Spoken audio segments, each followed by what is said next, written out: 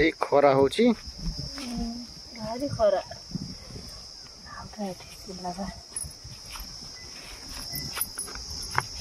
ଖରାରେ ବୋଉ ଆସିକି ଏଠି ନାଉ ଖୋଜୁଛି ନାଉଟା କୁଆଡେ ଗଲା ସେଠି ଯାଇ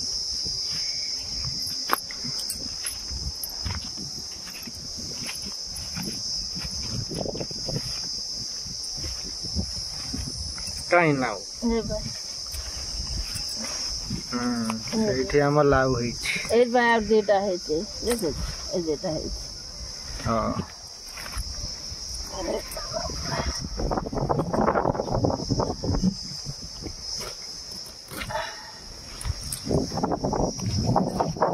ଲାଉ ହେଇଗଲା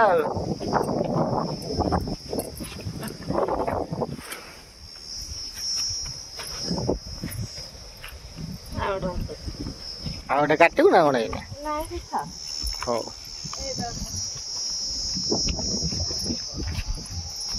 ଆଜି ଆମର ନାଉ ଆଉ ମସୁର ଡାଲି ଏବେ ଦେଲି ମସୁର ଡାଲି ଆଉ ସୋୟାବିନ ବଡି ଆଳୁ ପକେଇକି ତରକାରୀ କରିବି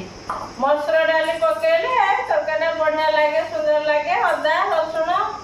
ଆଳୁ ସବୁ ସଜେଇକି ହଉଛି ମସଲା ବାଟିବି ଆଉ ଗୁଜୁରାତି ଅଳେଇଚ ଡାଳିଚିନି ସବୁ ରକମ ଯେମିତି ମାଂସର ଦିଆ ହୁଏ ମାଛର ଯେମିତି ଦିଆ ହୁଏ ସେଗୁଡା ମସଲା ଦିଆହବ ନାଉଟା କାଟିଦିଏ ଗଛରୁ ତ ଆଣିଲି ନାଉଟା ଭଲ ଅଛି କଷି ନାଉଟା ତରକାରୀ କଲେ ବଢିଆ ଲାଗିବ ଆଉ ଆଇ ତ ଦେଖୁଛନ୍ତି ଆଉ ହଉ ଏଇଟା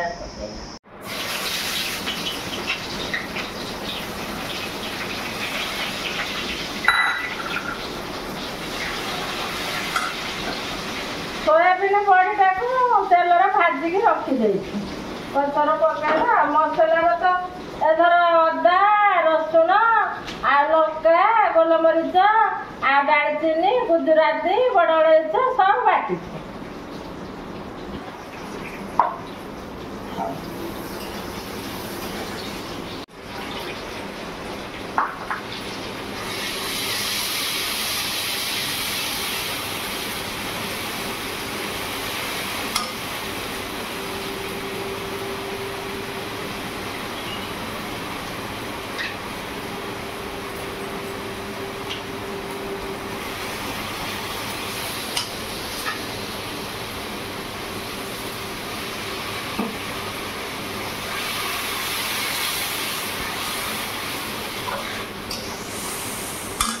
ସବୁ ମସଲାଟା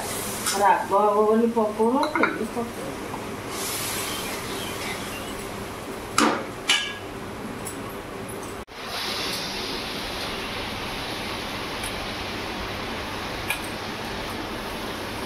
ମସଲାଟା ହେଇଗଲା ଭଲକି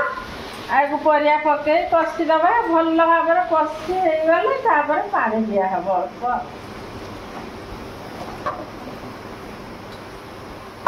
ଖାଇବା ଚୋଡ଼ା ଖାଇବା ଚୋଡ଼ା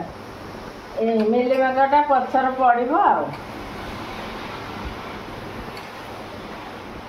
ହେଇଗଲା ପୁରା କଷା ଏବେ ସେ ବଡ଼ିଟା ପକେଇଦେବି ବଡ଼ି ପକେଇ ଦେଇକି ଅଳ୍ପ ଟିକେ ଖାଲି ପାଣି ଦେଇଦେଲେ ହବ ତରକାରୀ ଆଉ ସେ ତ ପାଣି ତାର ନାଉରୁ ବାହାରିକି ପୁରା ହେଇଗଲା ବାସ୍ ଏ ଢଙ୍କେଇ ଦେଲେ ଏ ହେଇଯିବ ପୁରା ନଖା ନଖା ତରକାରୀଟେ ଆଉ ବଢିଆ ସେ ହବ ଆଉ ହଁ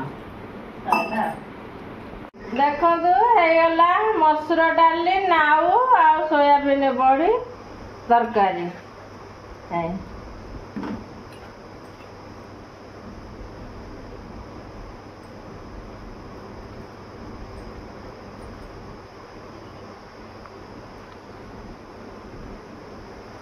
ଦେଖ